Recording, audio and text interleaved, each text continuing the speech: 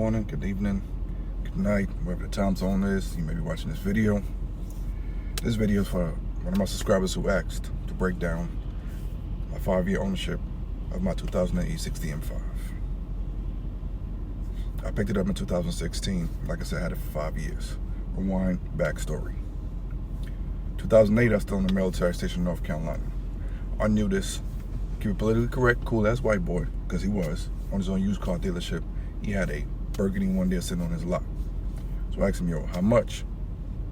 He said, I think it was like between 55 and 60 at the time, because it was used.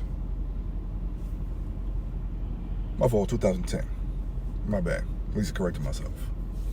Took me for a ride. It was SMG, of course. It wasn't a 6-speed.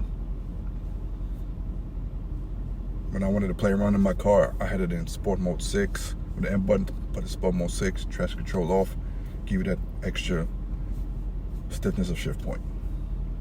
From there, it was a wrap. I had to give me one, and I knew it from then. Fast forward back to 2016, I was having lunch discussing what my next car would be, because my previous car was a 2007 SRT Magnum 6.1 V8 Hemi, but nobody cares about that right now. I was talking about it because I said, if I find one for a good price, mileage is going to be high, something may be wrong with it. If mileage is low, good condition, it may be a little bit pricey. Luckily for me, I did my research, narrowed it down to 2. And then when I ended up picking up, like I said, it was a 2008, the color code was Silverstone Metallic. It was fully loaded outside of, I think, soft touch closed doors, and the updated iDrive system, because it was 2008 and 2010. Black interior. But this had the updated premium sound system, which means it had subwoofer on each seat. Like I said, I had that car for 5 years. When I picked it up, it had exactly 72,600 miles on it. When it got hit in total, 4th of July weekend of last year, it had 95,000, I think 750 miles. In 5 years, I barely put any miles on that car. I was on 100,000 miles when unfortunately it was gone. Maintenance-wise, it really wasn't a headache, because I never really abused or beat on the car like that to where I had any major engine issues outside of I replaced the idle actuators, which that was a premium. That was $1,500. Clutch kit, which was $6. SMG pump motor, which was $6. I replaced the rotors, brake pads all around, brake pad wear sensors, spark plugs, coil packs, regular oil changes. Outside of that, I can honestly say the car gave me no issues, except for them 3 major things: the clutch kit, SMG pump motor, and the idle actuators. Of course, the throttle actuators, thanks to a good friend of mine's, he rebuilt his.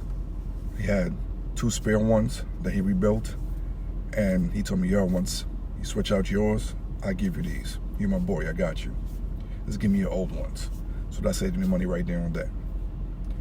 And I can tell you from personal experience, you don't have to buy genuine BMW parts to fix that car, to keep it running. Because outside of my coil packs, spark plugs, stuff like that, I didn't go through BMW to order those parts.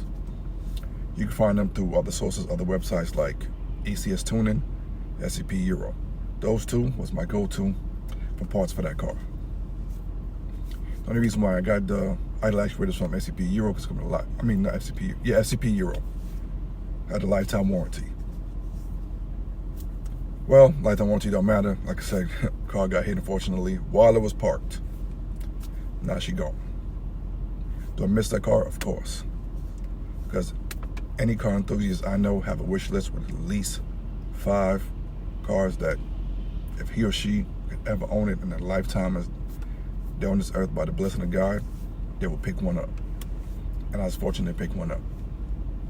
And of course, with those cars, it's hit or miss, because of course, you have rod bearing failure, nightmares, this, that, and the third, but I never went through none of that.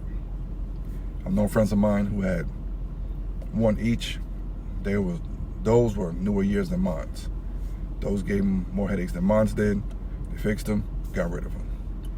Me, mine's had me down strong for 5 years, and I drove it all year round, winter included. Yes, in the snow, rear-wheel drive, that car gave me no problem, because it put the power down and it held it. So anybody who wants to pick one up, don't be afraid. Just make sure you do your research, do your homework before you buy one. That's all you have to do. If you have any questions, feel free to hit me up on here on my YouTube channel. In the description, I'll make sure to put my Instagram channel. My Instagram page. You can reach me out, DM me on there. If you have any questions, if you think about picking one up. No issues, I'll answer any question you have. Preventive maintenance is a key when it comes to that car. If you spin a bearing, you got to replace that motor. I used one, under 100,000 miles, you're going to pay like $7.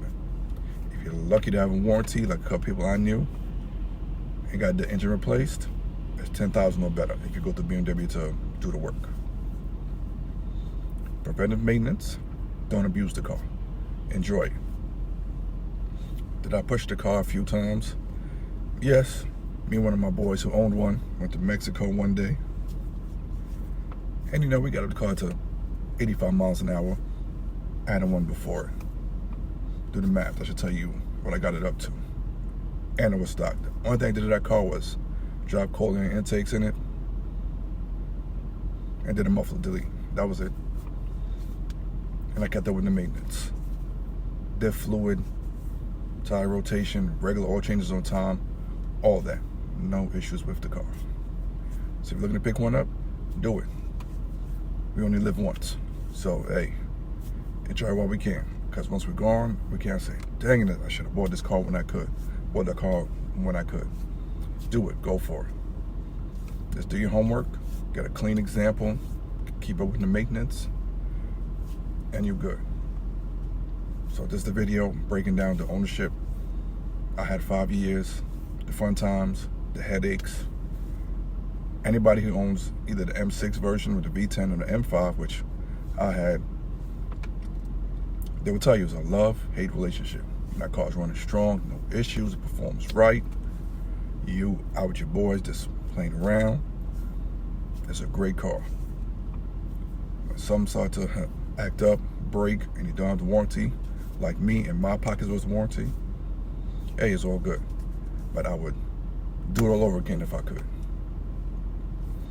This, you can say it's a two-part video. The next video, somebody asked me, would I rather still have the M5 or the car I have now? So if you must know the car I have now that I'm sitting in currently, it's a 2012 AMG CLS 63.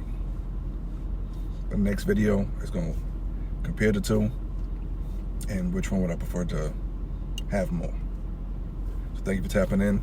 Like, subscribe, hit the notification bell, tap back in with me.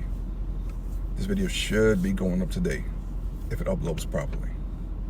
All right, God bless. Have a good day. Let me make my way to work. Peace.